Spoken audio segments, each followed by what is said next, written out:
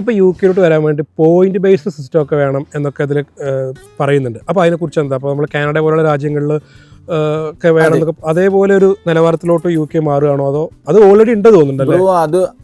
അത് വരാൻ ചാൻസ് ഉണ്ട്. കാരണം നമ്മളിപ്പോൾ സ്കിൽഡ് വിസയിൽ പോലും ഇടയ്ക്ക് പോയിന്റ് ബേസ് സിസ്റ്റം ആക്കി, കഴിഞ്ഞ വർഷങ്ങളൊക്കെ അത് പോയിന്റ് ബേസ് സിസ്റ്റം ആക്കിയിട്ടുണ്ട്.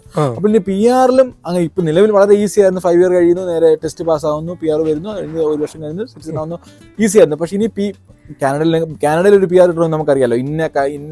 ഇന്ന പ്രൊവിൻസിൽ ഇത്ര നാളെ വർക്ക് ചെയ്യണം, അല്ലെങ്കിൽ ഇത്ര 3 വർഷത്തെ എക്സ്പീരിയൻസ്, അങ്ങനെ പിന്നെ IELTS സ്കോർ, അങ്ങനെ ഒരുപാട് ക്രൈറ്റീരിയസ് ഉണ്ടെങ്കിൽ മാത്രമേ അതിന് ലോ ടെക് ഇട്ടിട്ടാണ്. അത് വേറെ സിസ്റ്റം, എങ്കിലും അതൊരു പോയിന്റ് ബേസ് സിസ്റ്റമാണ്. അപ്പോൾ ഇനി ഇതുപോലെ ഒരു പക്ഷേ നിങ്ങൾ ഏത് സ്കില്ലിലായിരിക്കും, എത്ര നമ്മുടെ ലാംഗ്വേജ്, സ്പെഷ്യൽ ലാംഗ്വേജിലെ ഒരു കപ്പാസിറ്റി, അതുപോലെ ഡിഗ്രി ഉണ്ടോ, RQF 6 ഓരോ പോയിന്റ് ആണ്, 10 പോയിന്റ് ഓരോ പോയിന്റ് ആയിരിക്കും.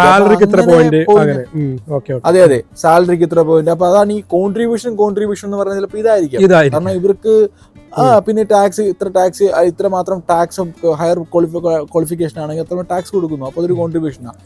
അങ്ങനെ ഒരുപാട് കാര്യങ്ങൾ ഇതിലേക്ക് പോയിന്റ് ബേസ് സിസ്റ്റം വന്നു കഴിഞ്ഞാൽ അവർക്കും ഗുണമുണ്ട്. കാരണം നല്ല ലാംഗ്വേജ് ഒക്കെ സംസാരിക്കുന്നതാണ്, തീർച്ചയായിട്ടും നല്ല ക്വാളിറ്റി ഉള്ള ആൾക്കാരെ കിട്ടുന്നതാണ്.